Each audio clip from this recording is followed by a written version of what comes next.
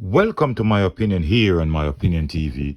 Don't forget to like, share, subscribe, click the notification bell so as soon as a video is released, you'll be one of the first to be notified.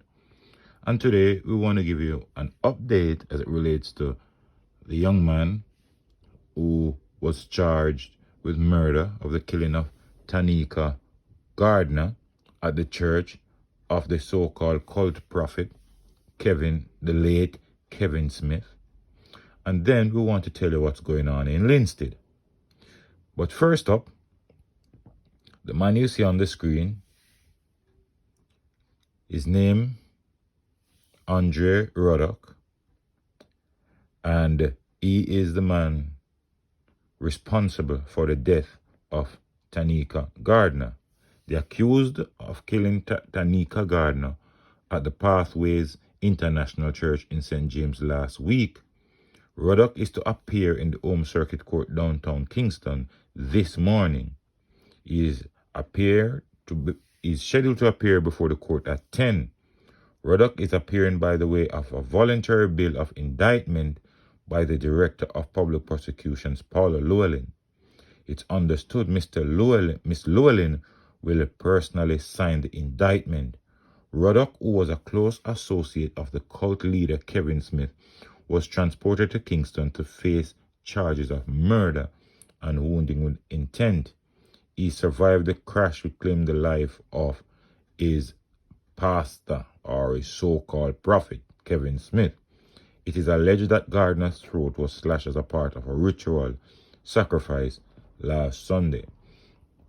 And our intelligence have said this man is a soldier, or was a soldier, and we hope that no stones will be left unturned, even though the pastor was left in a situation where he didn't get the chance to stand before the court. We also see stories coming out that he was deported from Canada based on his sexual offense of a 21-year-old male.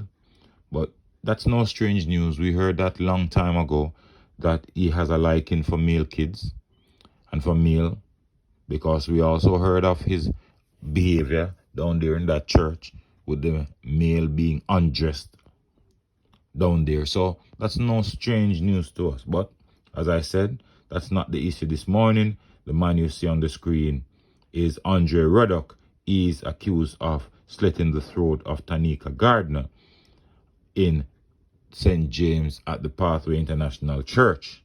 So he's going to appear before the court this morning, and we watch the proceedings as it takes place. The other story we want to tell you, and it's a familiar story with Jamaica. When one area in Jamaica gets bad and then it calms down, another one picks it up. It seems like it's a revolving situation. It's a conveyor belt. It's like each district or parish is jealous of another one when something goes wrong. Now, the eye turns onto LINSTEAD. Gunmen have unleashed terror in a second incident as many days. So, 4 persons have been shot in 2 days in LINSTEAD, 2 fatally. The latter incident, which happened at York Street Monday night, claimed the life of a 34-year-old Elvis Blake, otherwise called Ray, a welder employed to West Indies Alumina Company in Yorton. Another man was also wounded in the incident. Blake was shot in the community as he arrived at a location where gunmen were reportedly carrying out a robbery. His mother, Gretel Johnson, who lived in the United States, is actually on the island to bury her brother, who died of an ailment. She will now be planning the funeral for her child. The common-law wife of Blake is devastated by the slaying of the man with whom she had 2 sons, ages 1 and 2 years old. Blake had 4 children in total. Now, the deadly shooting at York Street happened a day after gunmen on October 24 shot 2 people in another section of LINSTEAD known as Banbury.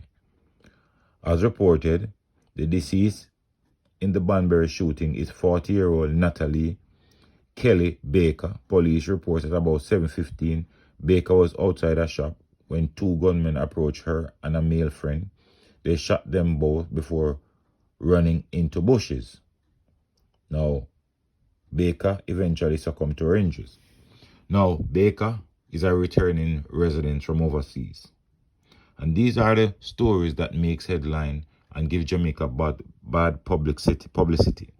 And when they give Jamaica bad publicity, it has an adverse effect on our economy because people will be scared to come to Jamaica because they stereotype every area in Jamaica as being bad.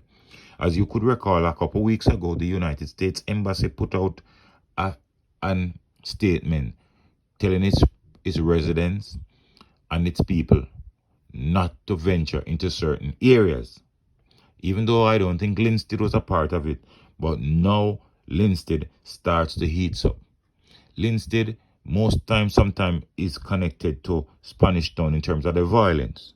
Persons from LINSTEAD comes to Spanish Town, people from Spanish Town goes to LINSTEAD. Now, this lady, in the first incident, this lady came to Jamaica to bury her brother. Now it's double tragedy. Because now she will have to bury her son. It just seems as if, and we were growing up in a world where no parents should be the one to bury their child. But now it should have been the child burying their parents. Now it's the other way around. How many parents so far have been burying their kids because the violence has been so rampant in this country? You know, the other day I was reasoning with a friend and we all came to the same conclusion. It seems as if there is absolutely no way to solve a difference in Jamaica without weapon being drawn. There is also another story that we were discussing where if you're driving on the road, you have to be careful of these tint-up cars because a lot of these cars that are darkly tinted have men inside there with weapons. What our beloved Jamaica has come through. What our beloved Jamaica has gone to. People in the diaspora are scared to go to Jamaica. They fear of being robbed.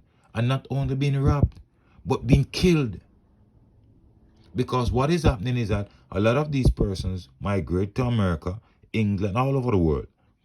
And persons in the community that they used to live grow up without knowing them. As soon as these people come back in their community, they are the target. And the persons who are robbing them don't know much about them because they didn't spend time to find out who these people are. And they believe that these people come back to Jamaica with a lot of money and they can do whatever they want.